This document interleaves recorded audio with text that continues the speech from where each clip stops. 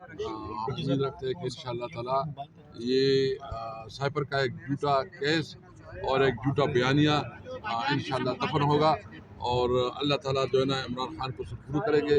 عمران خان جو ہے نا اس سچویشن سے انشاءاللہ باعزت طور پر نکلیں گے۔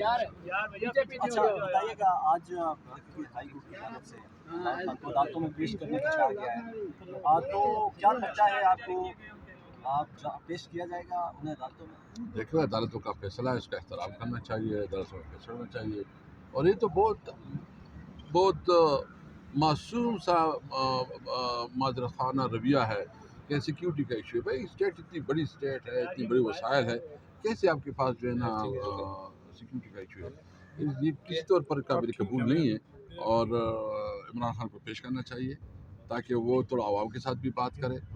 آپ کا ایک لیڈر ہے جو اس قوم کے لیے کھڑا ہے، اور میں تمام قوم سے امید رکھتا ہوں کہ عمران خان کے ساتھ کھڑے ہوں، کیونکہ انہوں نے اس ملک کی ساورنٹی کی، اس ملک کی آزادی کی اور حقیقی آزادی کی بات کی، اس نے پاکستان کی پاکستانیت کی بات کی، تو اس لیے مجھے امید ہے کہ قوم عمران خان کے ساتھ۔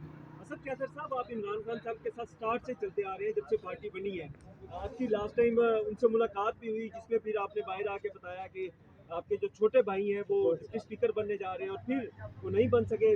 کون تھا جس نے نہیں بننے دیا یا کیا ہوا؟ دیکھیں پارٹی فیصلہ ہوتا ہے، اگر اس نے کہا اس نے کچھ بھی نہیں بننا پھر بھی منظور۔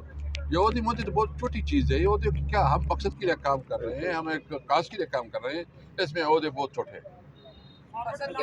سامنے آ رہی ہے پنجاب سے، اس کو کیسے دیکھیں فارورڈ بلاک مجھے امید ہے کوئی نہیں جائے گا، اور یہ ووٹ عمران خان کا ووٹ ہے۔ اگر کوئی گیا تو جس طرح اس کو مفت ووٹ ملا ہے نا، تو پھر انشاءاللہ مفت چتر ملیں گے عوام کی طرف سے۔ رانا ثناءاللہ کی دھمکی انگیز کابینہ جو ہے اس میں زیادہ تر رشتہ دار ہے سر، شہرام ترقی کے لے لیں یا شیر افضل محمد صاحب کے لے لیں، آپ کی بھی، تو سر وہ کابینہ تو یہ بھی پھر اسی طرح حکومت بن گئی جس طرح باقی ہوتی ہے، سارے رشتہ دار آپس میں اکٹھے ہوتی کابینہ بن گئی۔ دیکھیں سب سے پہلے بات تو یہ ہے کہ پارٹی ایک پرنسپل کے اوپر جو ہے نا عہدے دیتی ہے، پوزیشن دیتی ہے۔ میرا بھائی اگر ایم پی اے بنا ہے یا جو ہے نا منسٹر بنا ہے تو اس کی میرے سے زیادہ خدمات ہے، وہ پارٹی کی جو ہے نا مختلف پوزیشن پہ رہا ہے، عہدوں پہ رہا ہے، اس کی بہت بڑی سٹرگل ہے، تو اس میں میرا کوئی کنٹریبیوشن نہیں ہے، اس کا اپنا ذاتی کنٹریبیوشن ہے جو اس نے اپنے آپ کو ثابت کر دیا۔